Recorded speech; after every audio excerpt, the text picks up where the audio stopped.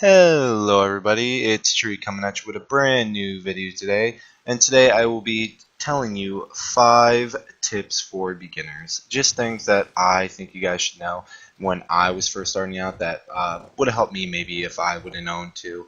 But this isn't ranked in any order or anything like that, it's just 5 things that I think you guys should know. So I'm just going to start off with just talking about mastery. For beginners out there, mastery is essentially you get it gained by anything. Basically everything in the game basically gives you mastery. So by what I'm saying is that, you know, recipes give you mastery, styles, so when you go and loot collect things, they give you mastery. Fishing gives you mastery. Allies give you mastery. Leveling up gives you mastery. Flask, emblem, costumes, mounts, you know, mag riders, everything. Leveling up to, you know, level 20, 30, and everything like that, that all gives you mastery as well. It gives you different amounts, but if you also want to check your mastery as well, just do slash type mastery, and it'll basically tell you everything that you have collected and everything you have gained experience on in mastery. Now, for beginners, some good ways to level up your mastery is just simply by going out and grinding, then gathering the supplies and just going to the loot collector and loot collecting the stuff. It will give you one mastery every single time you get a new style or anything. Same thing with recipes is a good way to level up your mastery. Just a quick two mastery points is good, but you know, you can get recipes from rune crafting, all of these recipes. You also get styles from rune crafting, rune crafting as well. You can get mastery from tomes and everything. But reason why it's really beneficial is because every mastery rank will give you 0.5% health, 0.2% damage. It'll give you 2 power rank. So when you get 300 mastery, you'll have a total of 150% increased health, 60% increased damage, and 600 plus power rank. And just one more thing. Actually, no, I'll save that for when I'll get into character selection, which actually I'll do next, actually. My second tip after mastery, I'm just going to tell you guys, is character selection.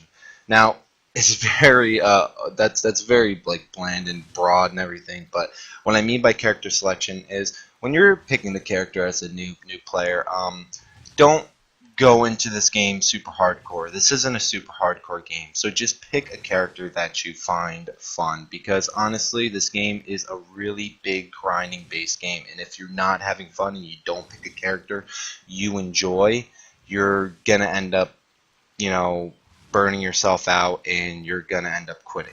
And that's one thing new players, you know, have a problem with quitting the games, because they burn themselves out because they want to play these really strong characters and they think, you know, oh my god, I'm being so strong, but they end up burning themselves out because it's not fun for them.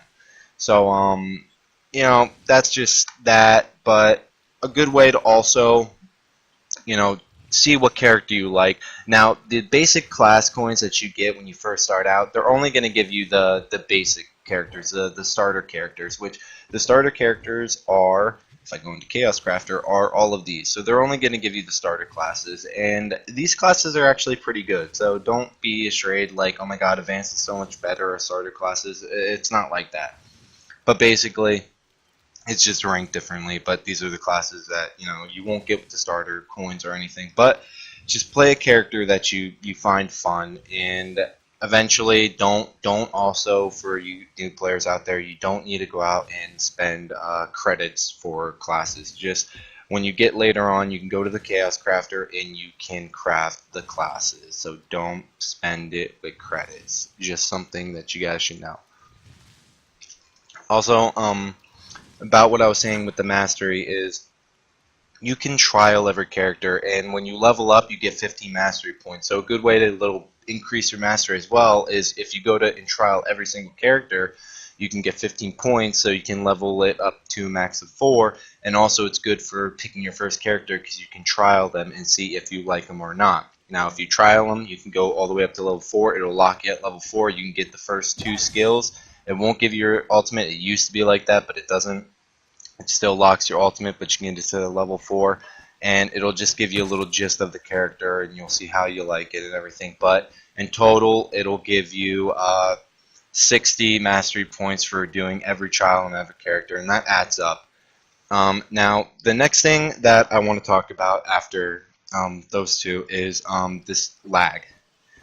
Now, this game has a notorious problem for lagging, and new players out there, don't be, like swayed or anything like that. It's just this game's servers aren't the best anymore, and they really stopped caring a lot for the servers. But it is in prime time hours and like on certain days, like Gem Box days and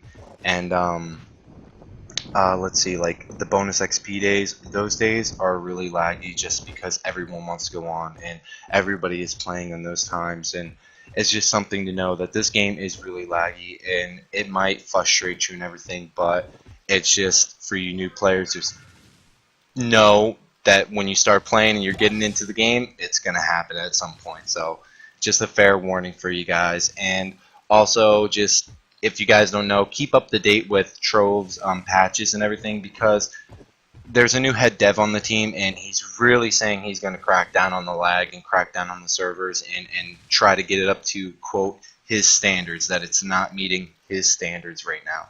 So hopefully it something happens. I'm really hyping this guy up, and I'm really just hoping, he changes something.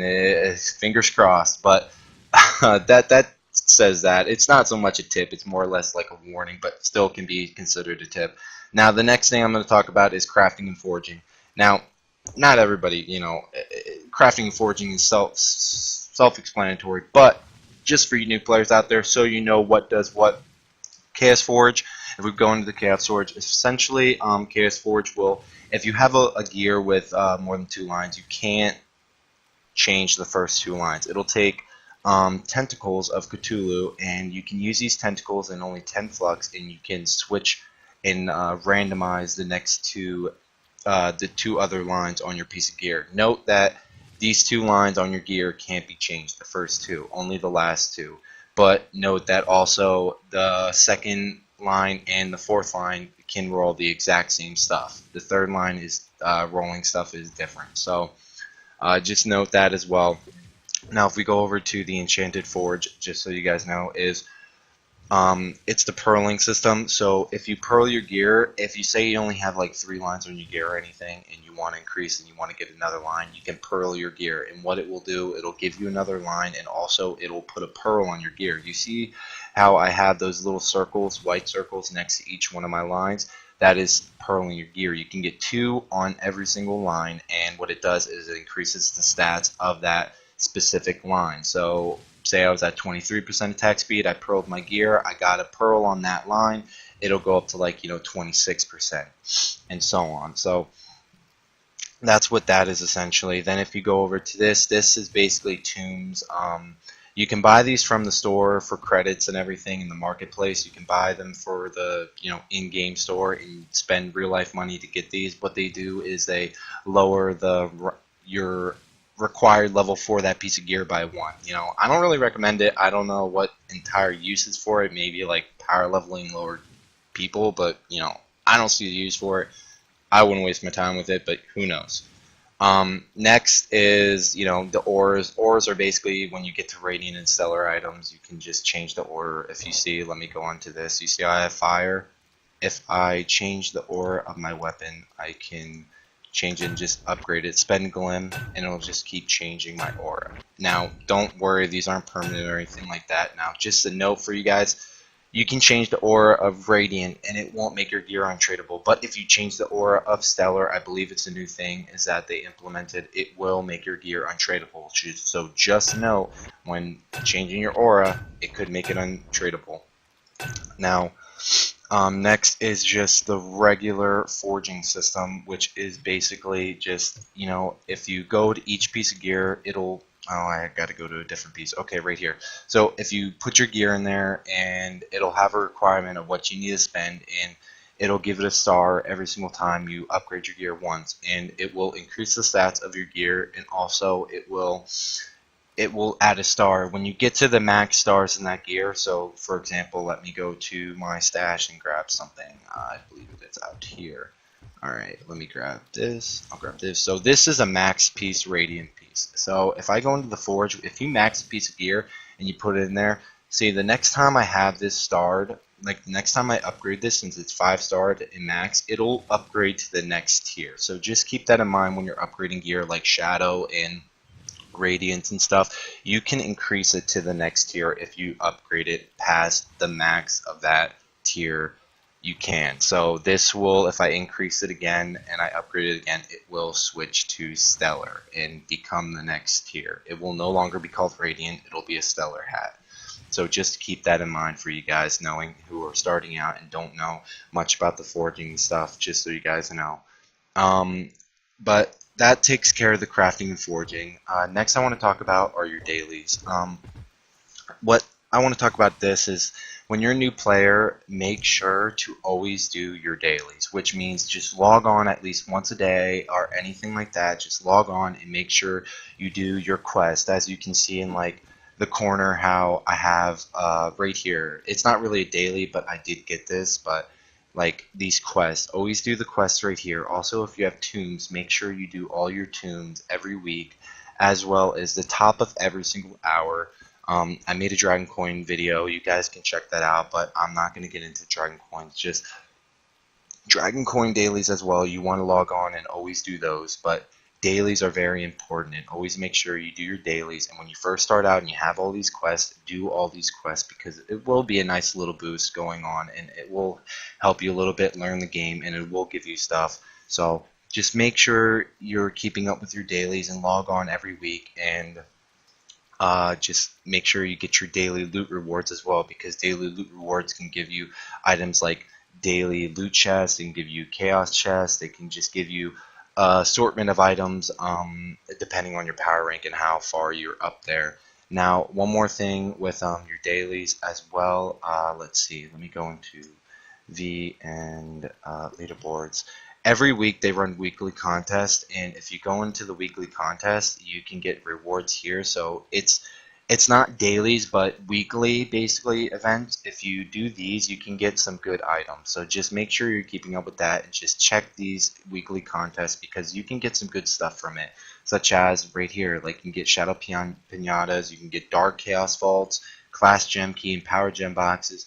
It's really good to just keep up with that stuff and make sure you're doing that every time. And you know, I didn't do it as a beginner. I wish I did, and I paid attention to it. But just so you guys know, just keep up with that stuff. Now, that takes care of my 5 tips. I know they're kind of broad tips and everything, but for you beginners out there who don't know these things, you know, I wish I knew these things when I was first starting out, and it will give you maybe a head start with playing the game and just starting out.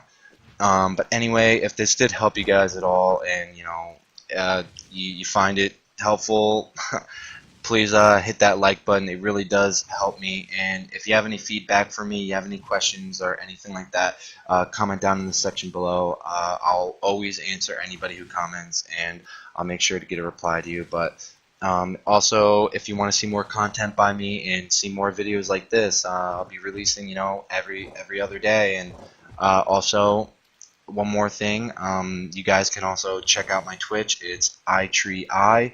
I usually Twitch stream in the mornings, and it's usually Trove content. I will be switching in some other games in there eventually, but hit that subscribe button if you did like the video and you want to see more content. Thanks for watching, guys.